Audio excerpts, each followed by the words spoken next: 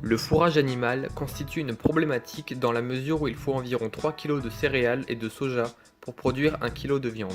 Ces ressources utilisées pour l'élevage pourraient nourrir 3,5 milliards d'êtres humains selon le Programme des Nations Unies pour l'environnement. On estime que 90% de la production mondiale de soja est utilisée pour nourrir les animaux et 2 tiers pour le maïs. Ces cultures intensives occupent environ un tiers des surfaces agricoles du globe et sont responsables de 80% de la déforestation. L'élevage constitue un second problème. Il émet à lui seul près de 18% des gaz à effet de serre, soit plus que le secteur du transport. Les élevages industriels évacuent aussi des métaux lourds et de nombreux agents pathogènes. Enfin, l'élevage est responsable, en France, de près de 80% des émissions d'ammoniac.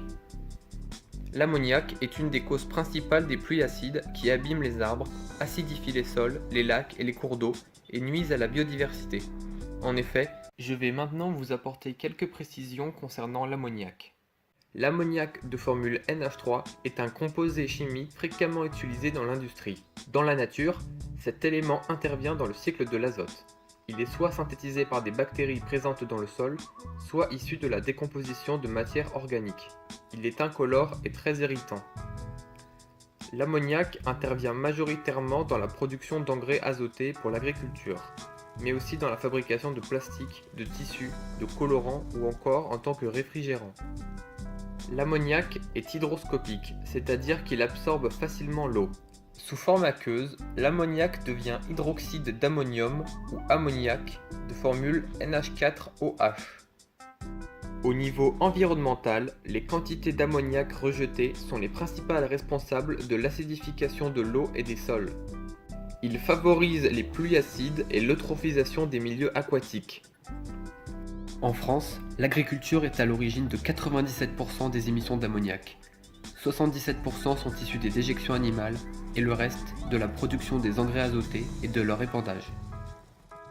Le phosphate et l'azote sont nécessaires pour le développement des champs.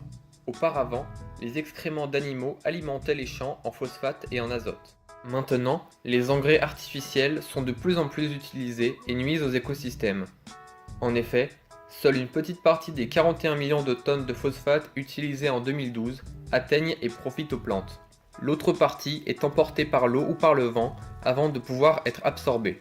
L'excès d'azote et de phosphate peut être lessivé dans les eaux souterraines ou s'écouler dans les eaux de surface. Cette surcharge d'éléments nutritifs cause l'eutrophisation des lacs, réservoirs et mares. L'eutrophisation est un phénomène naturel de pollution de certains écosystèmes aquatiques. L'eutrophisation est indiscutablement amplifiée par l'activité humaine et particulièrement l'agriculture. On parle alors de dystrophisation. Ce trouble est la conséquence d'une accumulation de matières nutritives, notamment de nitrates et de phosphates, deux éléments intervenant dans le cycle de l'azote. Lorsque l'eau des mares ou lacs ne se renouvelle pas, les algues et les phytoplanctons, stimulés par l'apport de matières nutritives, croissent et se multiplient de manière excessive. Une pellicule se forme alors en surface car les végétaux ont besoin de lumière pour se développer. Un cycle destructeur s'enclenche. La décomposition des algues nourrit les bactéries aérobies qui prolifèrent. Ces dernières, de plus en plus nombreuses, consomment toujours plus de dioxygène. Lorsque la quantité de dioxygène devient insuffisante, les bactéries ne peuvent plus dégrader la matière organique morte et s'accumulent. En profondeur, la vie disparaît progressivement. Les espèces animales et les bactéries aérobies meurent asphyxiées. Au bout d'un certain temps, seules survivent les bactéries anaérobies dans ce milieu dépourvu d'oxygène. Leur prolifération provoque la fermentation de toute matière organique accumulée. Des gaz très odorants se libèrent, notamment de l'ammoniac, de l'hydrogène sulfuré et du méthane. La dystrophisation est bien plus rapide que l'eutrophisation car le milieu reçoit beaucoup plus de nutriments qu'en situation naturelle. La situation s'aggrave aussi lorsqu'il fait chaud, puisque la solubilité du dioxygène dans l'eau diminue lorsque la température augmente. L'utilisation croissante des pesticides implique une résistance toujours plus féroce de la part des organismes nuisibles.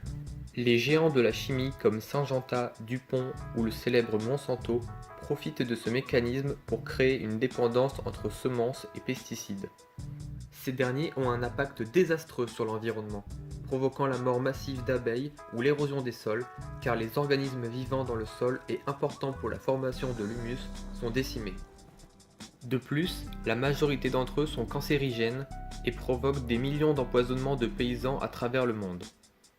En France, l'utilisation des pesticides, que ce soit des herbicides, des insecticides ou des fongicides, tend à diminuer.